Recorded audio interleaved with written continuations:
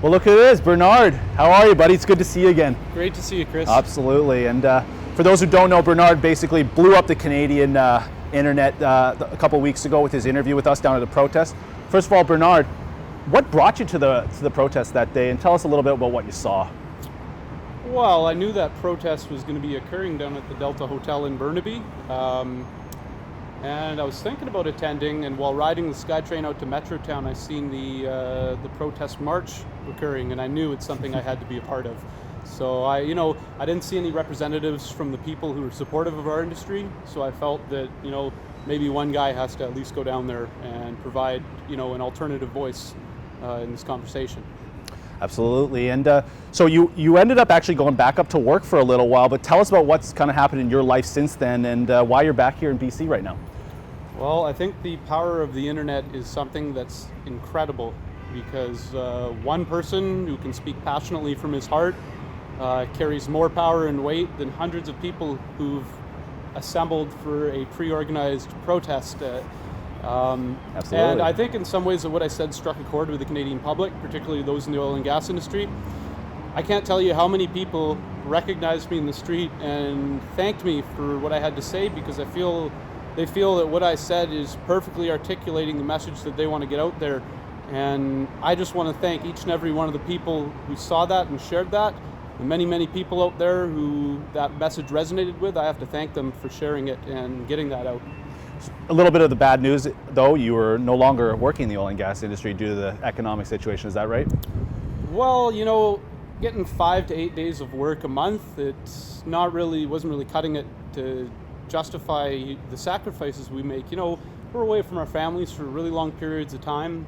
Anniversaries, birthdays, funerals, weddings, holidays, we miss those because we're out there trying to provide a better future for ourselves and our families. But with the way things were and the response this video received, I felt that now was the time to strike while the iron was hot. And such a thing as this has been put on my heart to get involved. And awesome. I know the things that I'm saying a lot of people are thinking, and I'd like to return their thanks and represent them well at some sort of a representative level in this industry. That's awesome.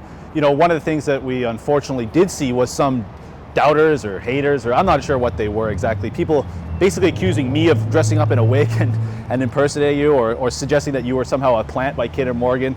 You actually shot some home video while you were back up at the rig last week. So we're going to roll that clip right now for everyone to see that this is a real oil industry worker right here.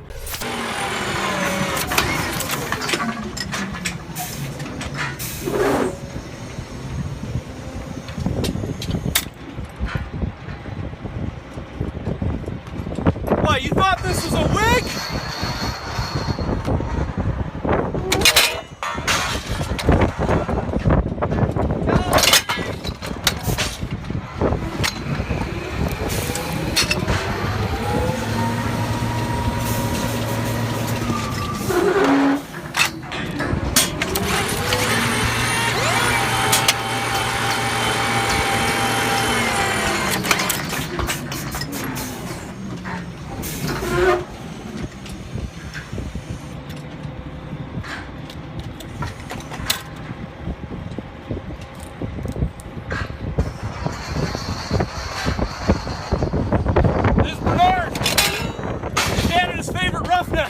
Coming at you from Rig 45, telling you to tune in to the Rebel, not media, for all your heavy-hitting conservative news needs. And all of the fellas back home sitting on the couch, hang in there, as our friend Prime Minister Zoolander said. Hold on, be strong. This oil patch is a family. We got each other's backs in this. It'll come back up. It always does. All right, that's awesome stuff to see. So now I know we were talking a little bit since the last interview, and I know that you were expressing, just how the public doesn't always know exactly like the rig life. It is a bit of an isolated part of Alberta. They don't know what's going on.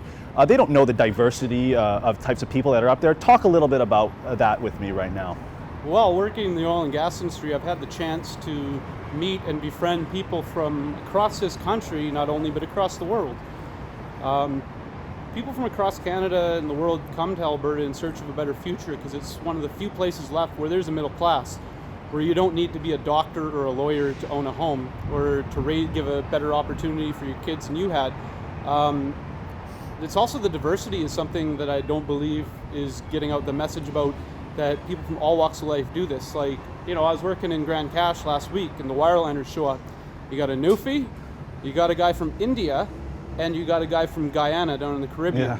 And I thought that was such a perfect illustration of the types of people who work in this industry. And as well, I feel that Aboriginal Canadians, they play such an important role in our industry, and many of my coworkers and many of the people that I work with have been searching for the same things every other Canadian searching for: prosperity and perhaps success through hard work. And the opportunities that the industry is presented for Indigenous communities, I think that's a message that really needs to get out there, because I think I'm proud to work in the oil and gas industry, and I'm proud to work alongside Indigenous Canadians, and I think they should be proud of our industry. Absolutely. I think the oil sands are still the #1 employer of Aboriginals in the country, if I'm not mistaken.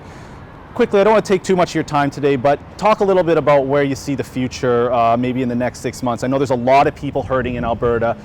Your message is resonating with them, but do you have any glimmer? Is there any hope we can put out there right now for our country? Or if you have to be a realist and you think it's not looking good, please, let us know. Tell us. Well, Chris, I think the media has been covering this issue, and people see that on their TVs that things are hurting in Alberta, but I don't think many people know what's going on out in the field. I have friends who can't put their children in hockey this year. I know people who are worried they're going to lose their homes. The suicide rate in Alberta has risen 35% this year. Grand Prairie, where I reside, now has the highest violent crime rate in Canada. This month, Statistics Canada released some information for the month of January, and this is the first time in 28 years the unemployment level in Alberta has risen above the Canadian average. Wow. And we're not pieces of, we're not writing on a paper.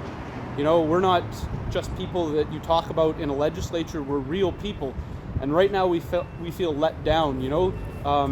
We are not pieces of equipment, and you can't just trade us in when we've outlived our usefulness. We're real people. We want to go to work, and we don't run on diesel. Right now I hear about Prime Minister Trudeau throwing around the idea of $1 billion. Well, this industry is the greatest source of revenue for the government, more so than any other industry, more than double the Canadian auto industry. And for him to say that he wants to throw $1 billion, first of all, that money is going to be used so that his friends in public sector unions can bid on jobs through the public sector. And I don't see that helping many people who work in the oil and gas industry. And we don't want money. We're Albertans. We love working. You want to work? We don't work to live. We live to work, and we want to get back to work. And there's no reason why we shouldn't work. If you'd allow me the chance to talk about it, I think there's many things that we could absolutely going forward. Yeah. Tell us a little bit about what you were thinking. I think Brad Wall brought this up a little bit too, and you were talking to me a little bit about it before we met today. Tell us a little bit about that idea. Well, last winter I spent the entire winter working in abandonments in northern British Columbia. And when a company, say, goes bankrupt, the responsibilities for their wells, who's going to take care of their wells? Who's going to reclaim that land?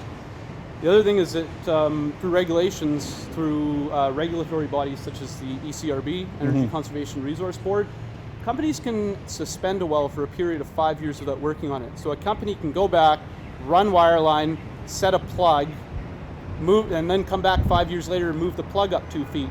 And that way they can get out of the responsibilities to abandon wells that are no longer producing.